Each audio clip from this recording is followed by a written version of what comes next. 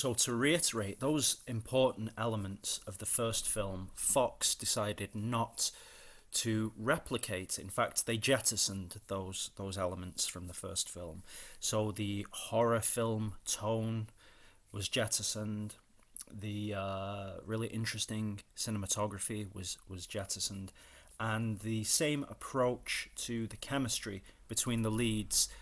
They did not try to replicate that chemistry between the leads of the new film, which is fair enough. They're rebooting. They're trying to start things over again. Although the chemistry that they opted for, that they plumbed for, simply didn't work. And there were so many missed opportunities.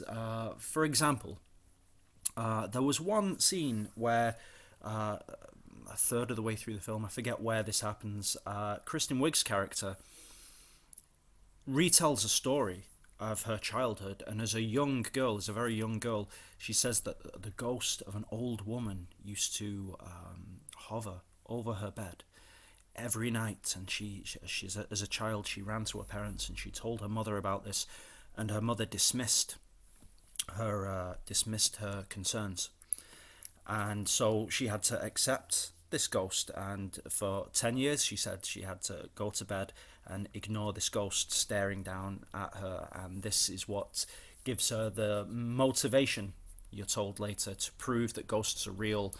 But this film, this sequence is not shown in flashback. I thought this sequence would have been a really good opening sequence, a different approach to the opening scene in the original film where they have the library. But I thought that would have been an effective opener, seeing the Ghostbuster as a little girl, knowing the motivation. It would have been very creepy, and I think a lot of younger viewers would watch a sequence like that, and that would hit them somewhere emotionally, that would connect with them as a spooky, scary opening. Instead, this story is just recounted in a conversation at some point, and it's not really capitalized on. It's a shame, because I thought that was an interesting idea, the fear, bringing the fear back to Ghostbusters, but it was just skimmed over. They get rid of those important elements, the cinematography, the chemistry, and the horror film feel, but they hold on to every cliched aspect of Ghostbusters, every bit of iconography you can imagine from the original film is shamelessly brought out for everybody to see. And this is where the contradiction comes along. It's a reboot, so they want a different chemistry between the leads, they want a different feel to the film, yet apparently they could not function without using the Ghostbusters icon. So the Ghostbusters theme is used. Ecto-1 makes an appearance. Of course, they have proton packs. They use, I'd have to look this up, but it looks pretty much like the exact same firehouse from the original movie shows up. The Stay Puft Marshmallow Man is replaced by another very tall ghost at the end of the film, but have no fear, Stay Puft Marshmallow Man does appear in the film as well. Slimer appears in the film, the traps appear, the phrase "I ain't afraid of no ghost" happens. Dan Aykroyd talks about a level 5 vapor. Also, towards the end, the villain asks the Ghostbusters what form they should take, which of course echoes the original film, "Choose the form of your destroyer." So a contradiction from Fox in that they will say, well, we wanted a new cast and a new feel, and this is a new Ghostbusters for a new generation. However, they didn't have the confidence to go forward without using all of those. Borrowing is the polite and generous term I'll use. Borrowing all those icons from the original movie. Also, of course, the iconic Ghostbusters logo with the line going through it, no ghosts, that makes an appearance as well. Things that I did like about the film, there aren't that many. I think deep down, whoever is one of the writers, or maybe Paul Feig, there was at least one person, I think, in there who was a big horror movie fan. I noticed a couple of references to The Exorcist through there were quite nicely done, quite subtly done. Slightly less subtly was the now infamous "The Power of Patty Compels You" scene, where Leslie Jones's character paraphrases lines from the final scenes of the film Exorcist. It's exorcise a ghost from Melissa McCarthy's character.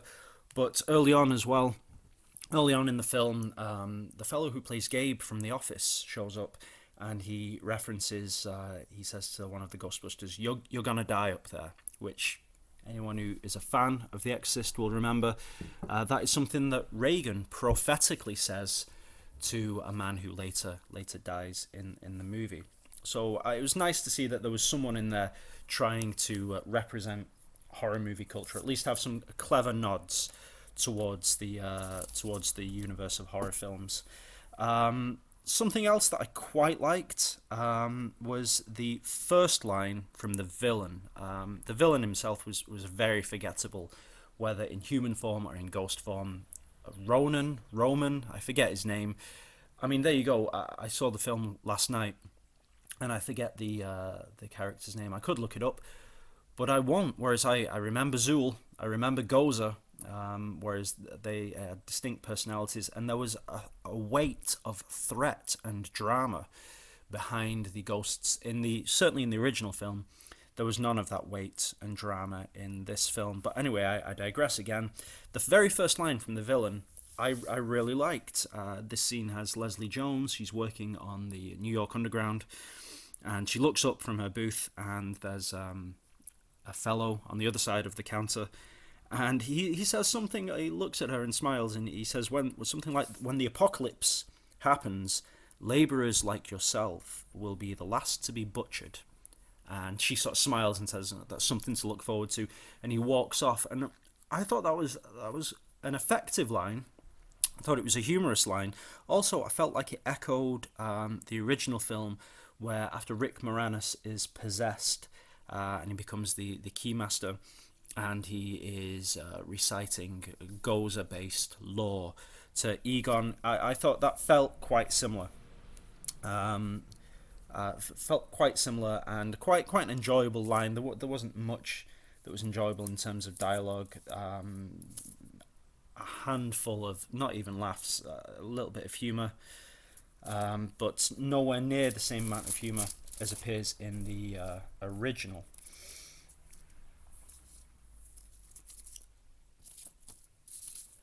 That's what I liked. So now we'll get to the cameos.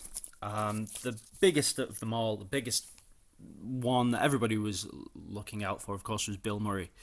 And it's, as I said earlier, it's sad. It's sad to see Bill Murray reduced to do this. I don't know about the legal ramifications and the contracts. How Fox got Bill Murray to do this, I don't know. But he has the demeanor of a man who really doesn't want to be there. And I can't blame him. Bill Murray, famously, I believe he was against doing Ghostbusters 2, is what I believe. I could be wrong on that. But then for years and years, he definitely said he didn't want a third film. And then after Harold Ramis dies, I thought definitely the original cast will have nothing to do with the reboot. But there is Bill Murray playing almost the Walter Peck character from the first film, but not giving it anywhere near as much gusto or as much of a villainous approach as the actor did in the original film.